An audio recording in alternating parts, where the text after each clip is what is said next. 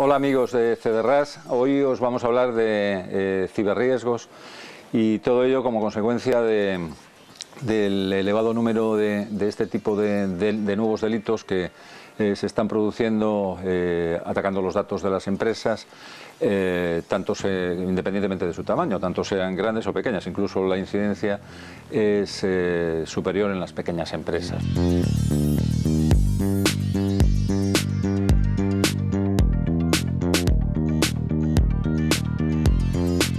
Los datos que manejamos hoy en día con respecto a anualidades pasadas, estamos hablando de que las pérdidas como consecuencia de ciberriesgos se estiman por parte de Mars, las ha evaluado en 600.000 millones de dólares en el año 2019, con lo cual estamos ante un problema que es un problema que hay que tener en cuenta. Las pequeñas empresas hoy por hoy todavía no son conscientes de que efectivamente este tipo de riesgos se está produciendo, aunque me consta que son precisamente uno de los blancos más apetecibles por parte de los ciberdelincuentes. El sector asegurador tiene en este momento unas soluciones para ello, para disminuir las consecuencias que en el patrimonio de las empresas se produce como consecuencia en el patrimonio, y no solo el patrimonio de las empresas, sino en su propia reputación como consecuencia de este tipo de ataques.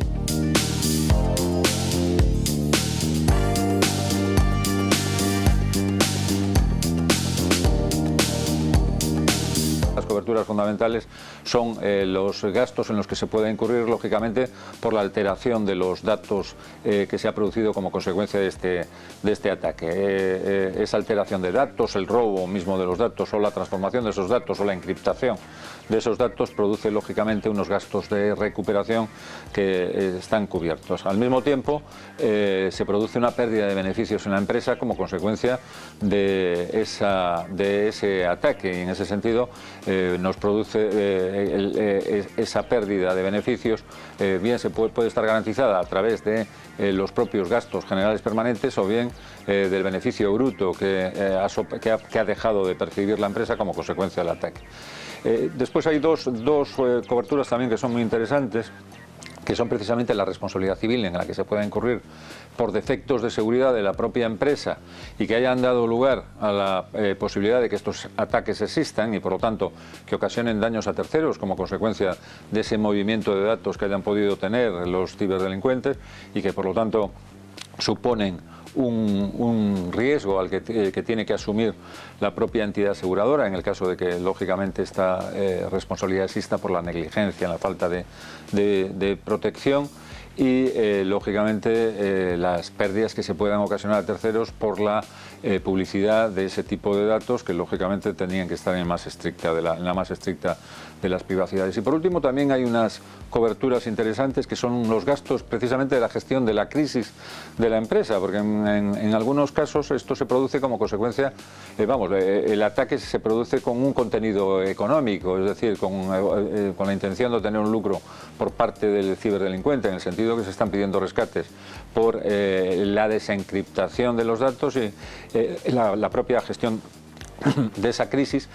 va a dar lugar lógicamente a que la entidad aseguradora pues proporcione las cantidades precisas para abordarlo por personal con experiencia aportado por la propia entidad aseguradora que gestione este tipo de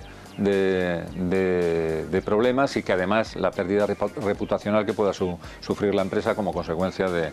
este tipo de ataques. Los ciberdelincuentes en muchos casos suelen pedir rescates para desencriptar precisamente los datos y que ya puedan acceder directamente.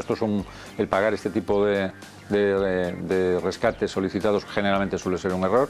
porque a pesar de que pueden desencriptar algunos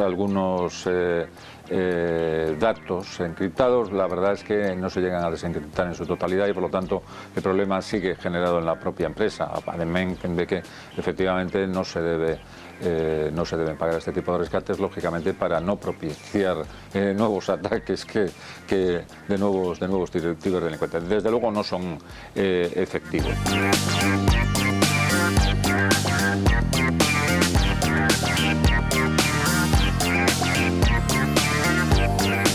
Seguro no es una solución para frenar los ataques de los ciberdelincuentes. El seguro es únicamente traspasar el riesgo que se sufre como consecuencia del ataque a la entidad aseguradora, que para eso está. La mejor protección, lógicamente, además del seguro, una vez ocurrido, con carácter preventivo, tener un buen plan de seguridad para los datos. Generalmente en las pymes no queda más remedio que externalizarlo, y que esa externalización sea una externalización correcta, que sea